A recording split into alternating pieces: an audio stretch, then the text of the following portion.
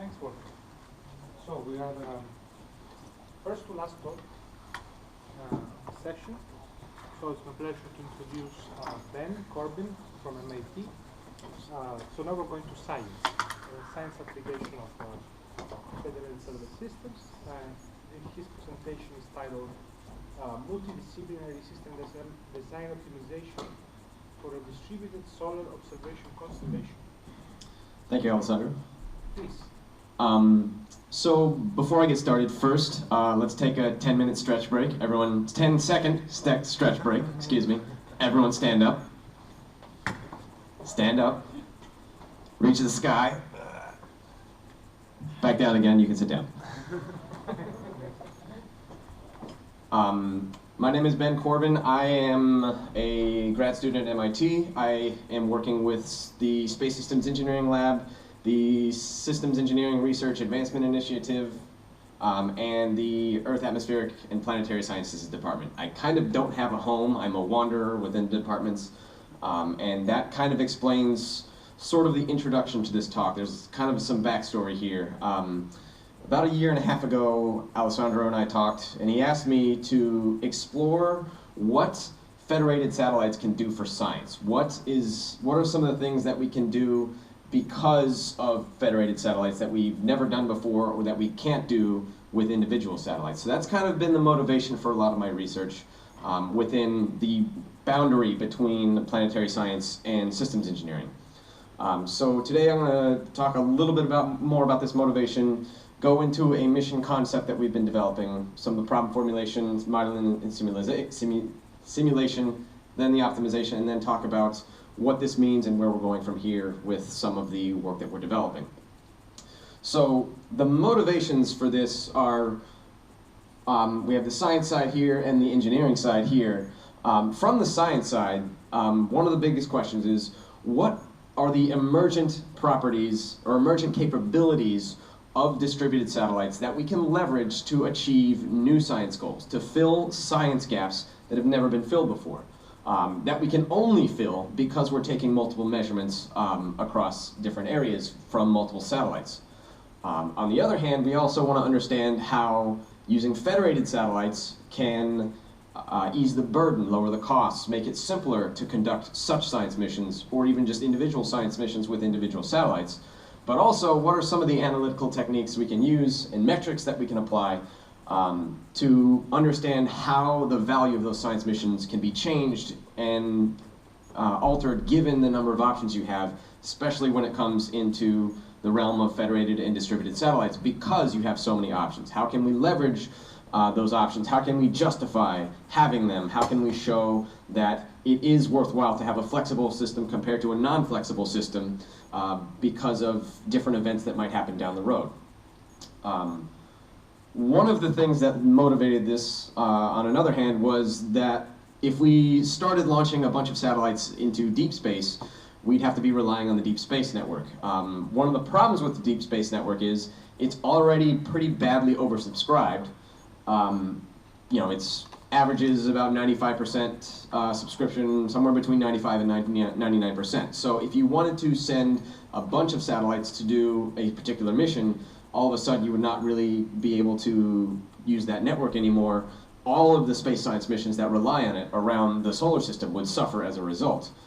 So one of the questions that kind of came out of this was, how do we prevent that from happening? In fact, what actually motivated, or kind of was the genesis of this this topic was Alessandro and my other advisor, Sarah Seeger, asked, how can we continue communicating with the Spitzer Space Telescope? It's in an Earth-trailing orbit, and it's getting further away, and we're losing the ability to communicate with it.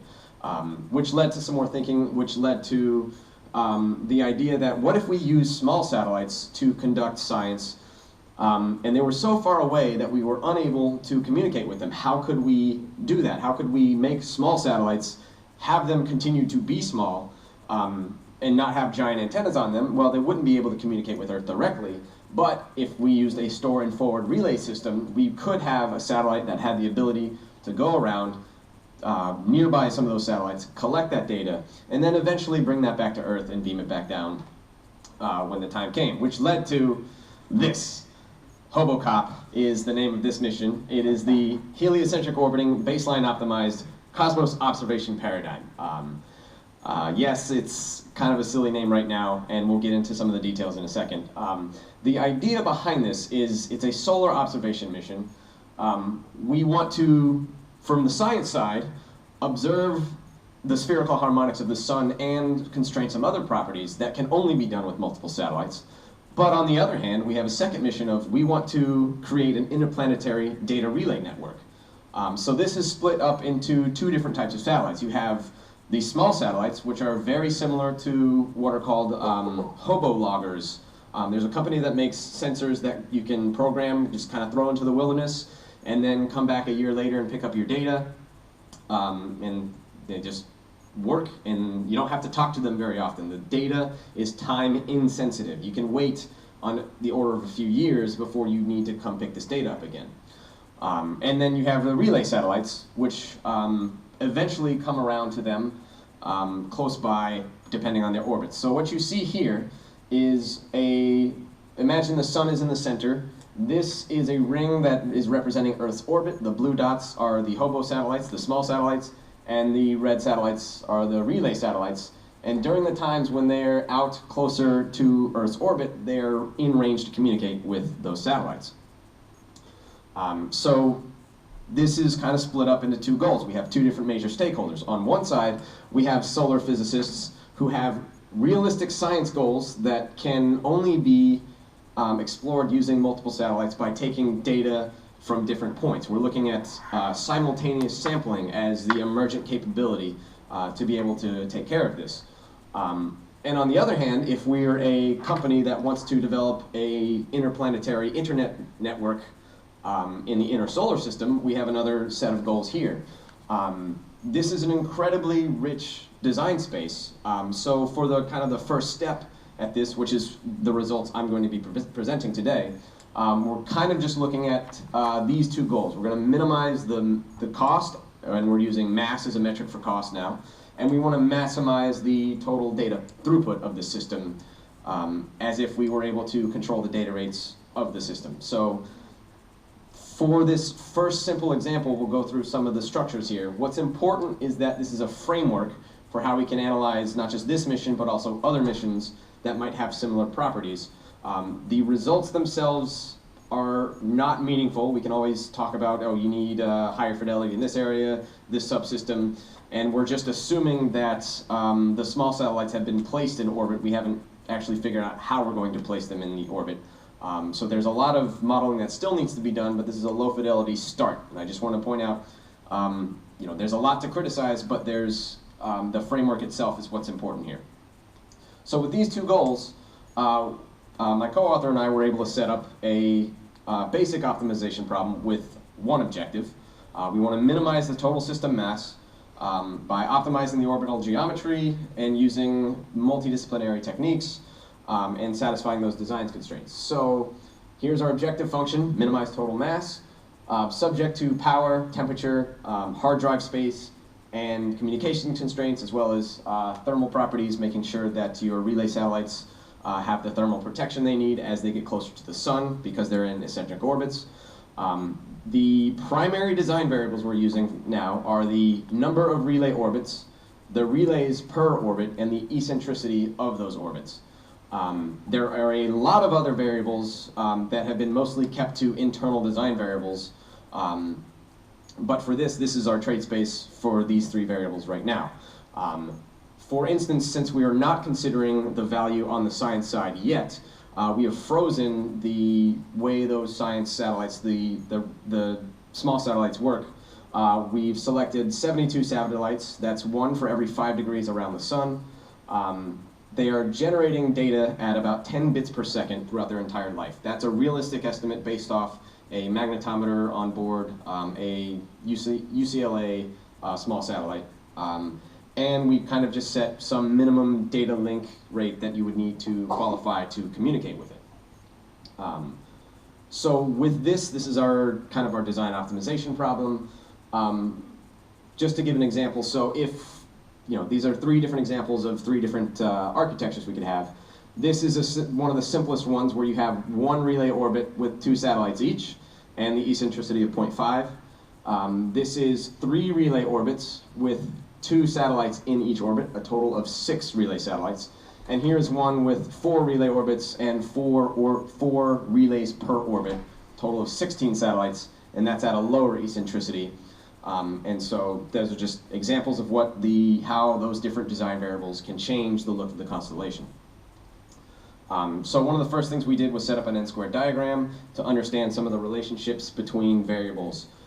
This was one of the hardest parts, is trying to determine what we should consider a design variable, what should be an intermediate variable.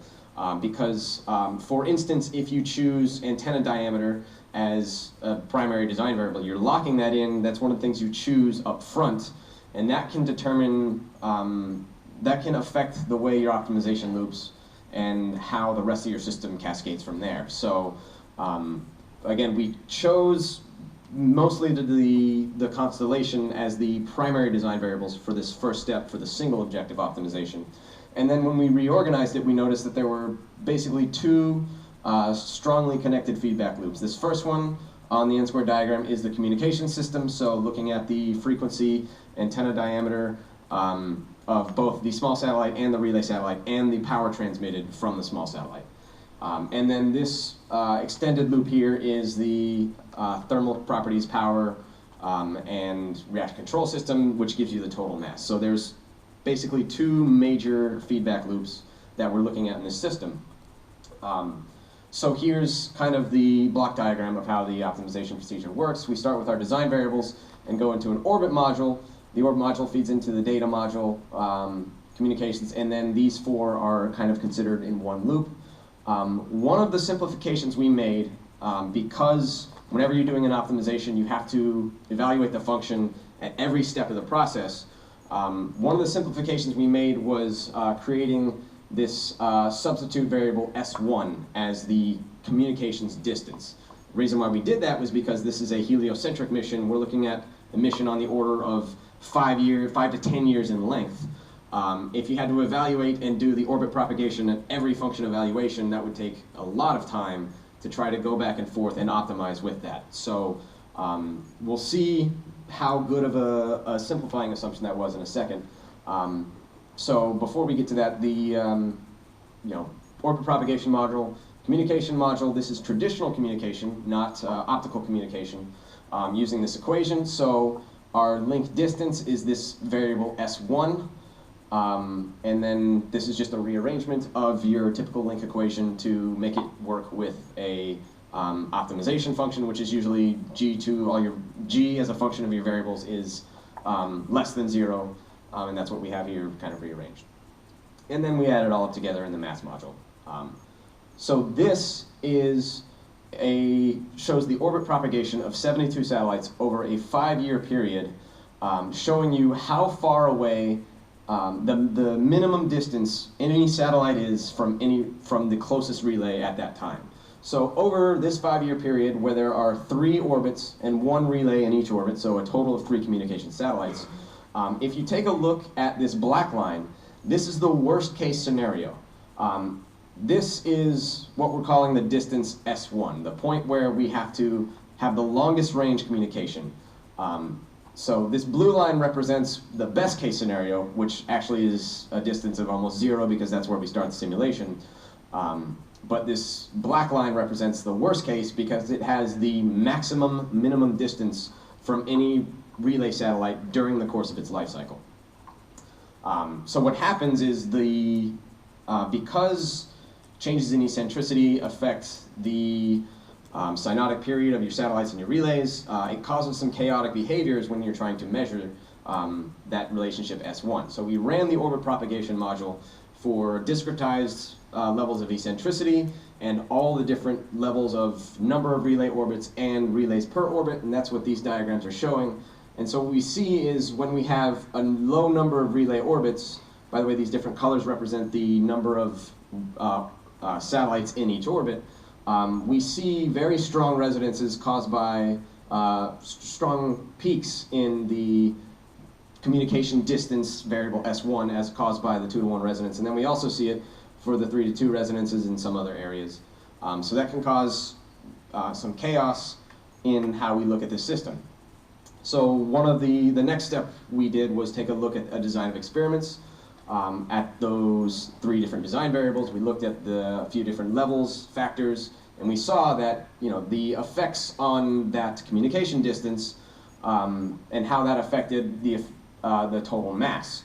So we see that if we increase eccentricity, that is the red line here, if we start at a low eccentricity and then go down to a slightly higher eccentricity, the total mass goes down. But if we increase, the mass goes up significantly. That's because as we get closer to the sun, we require more thermal protection, we require more propellant mass to get to a more eccentric orbit. And as expected, the more satellites we have and the more orbits we have, the more mass we have. So we saw some of those effects, but the effects on S1 were kind of all over the place just because of the nature of how that changes depending on your eccentricity.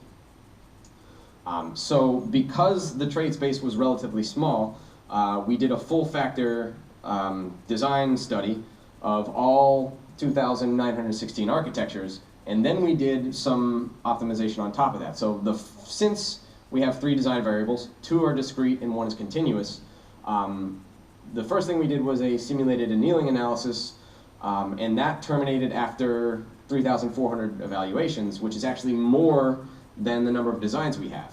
In this simplified scenario, when we only have 3 design variables, that seems a little weird, but as we increase the number of design variables, we might have up to 1 million possible designs in our trade space. And if we can lower the number of design evaluations we have to do, and have it be on the order of thousands, that's still good. We can tune the parameters of that simulated annealing optimization and have it, and be able to trust it. Because during this, knowing the full factorial solution, we actually do know for a fact what that global minimum is, and our simulated annealing got within 1 kilogram of that.